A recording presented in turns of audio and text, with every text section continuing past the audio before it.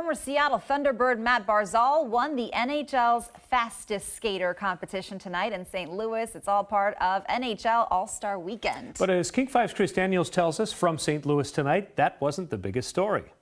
Good evening tonight from St. Louis, Missouri, home of the National Hockey League's All-Star Weekend, and women were the big story here tonight.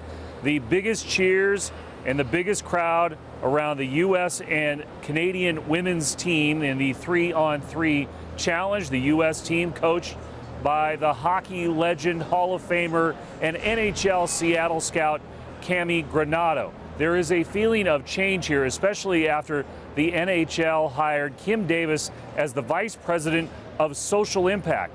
We talked with her about exactly what NHL Seattle has done differently than perhaps other clubs. I have been to Seattle 3 times already, and you don't have a name yet.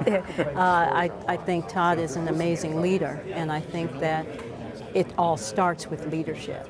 And so Todd being intentional about understanding demographic changes and how that club is going to be richer, and both financially and just community-wise, by engaging all audiences. That's high praise from the league office about NHL Seattle CEO Todd Lewicki, and the fact that that franchise has already hired a majority of women as vice presidents within the organization. Now, we did try to get the team name out of NHL Commissioner Gary Bettman today. He wouldn't cough it up. You'll hear what some of the fans in St. Louis have to say about that coming up tomorrow morning on King 5. For now, in St. Louis, I'm Chris Daniels, King 5 News.